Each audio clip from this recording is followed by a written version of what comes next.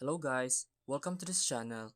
In this video, I'm going to show you how to receive payments on PayPal. There are three ways to receive payments and it's very simple and quick. Just follow the video till the end. So first, open the PayPal app. The first way is this send button. The sender will type your PayPal address and after that, they can now proceed to send you money. And the second way is the request button. You just need to type the PayPal address of the person that will send you payments. And the third way is to share your link. So, to do that, just click the payments button. Then, click the request button and scroll down and click share your link. Then, copy your link.